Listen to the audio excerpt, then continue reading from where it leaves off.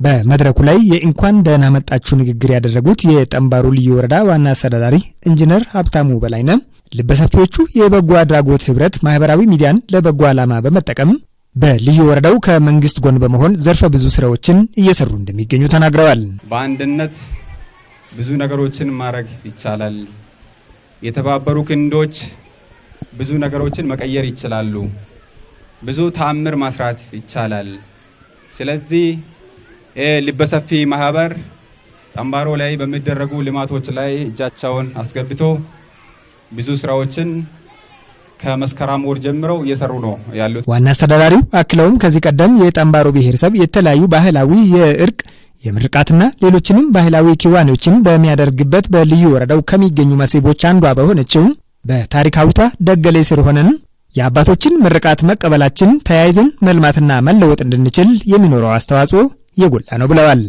አሁን ላይ እንደ አካባቢያችንም ሆነ እንደ ሀገር እየተስተዋሉ ያሉ ለውጦች የብልጽግና ፓርቲ ትሩፋቶች ናቸው ያሉት ዋና አስተዳዳሪው ሁሉም ሰው በተሰማራበት ውጤታማ ስራዎችን በመስራት ህዝቡን ለማሻገር የድርሻውን እንዲወጣም አሳስበዋል። የልበሰፊዎች በጎ አድራጎት ህብረት ሰብሳቢ ወጣት አበጃ አርፍጮናም የህብረቱ ጸሐፊ ወጣት ያዕቆብ ሚሻሞ በበኩላቸው የማህበራዊ ሚዲያን ለበጎ ዓላማ በመጠቀም በሀገር ውስጥና ከሀገር ውጭ ከሚኖሩ የጠምባሮ ተወላጆችና ከአጎራባች አካባቢዎች ከተውጣጡ ወዳጆች ባገኙት ገንዘብ በልዩ ወረዳው ለአቅመ ደካሞች የተለያዩ ድጋፎችን በማድረግ ላይ መሆናቸውን ተናግረዋል። በማህበራዊ ሚዲያ ቲክቶክ ቻሌንጅ ላይ ገብተን ነው ይህን ስራ የሰራ ነው።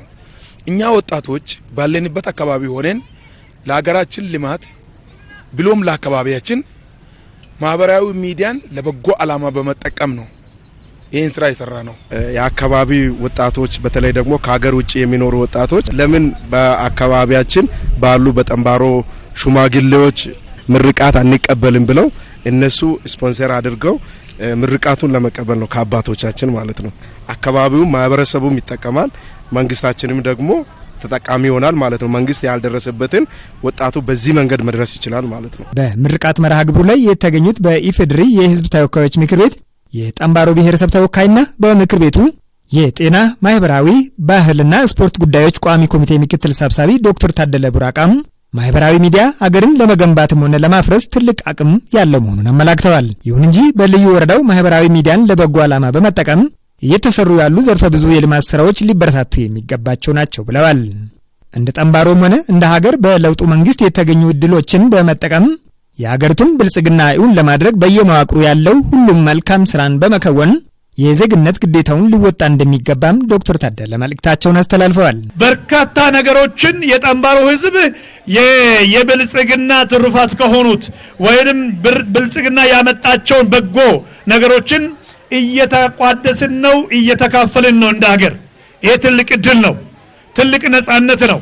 ይሄን ነጻነት ግን በደንብ ማስተዳደር መቻል ያስፈልጋል። በምርቃት መርሃ ግብሩ ወቅት የተገኙ የሀገር ሽማግሌዎችና የሃይማኖት አባቶች በበኩላቸው ኢትዮጵያ ውስጥና በተለያዩ የውጭ ሀገራት ያሉ ልበሰፊዎች የበጎ አድራጎት ህብረት አባላት በልዩ ወረዳው ለአቅመ ደካሞች ቤት በመስራት ማዕድ በማጋራት የተለያዩ ድጎማዎችን እያደረጉ ባሉ ልጆች ደስተኞች መሆናቸውን ገልጸዋል።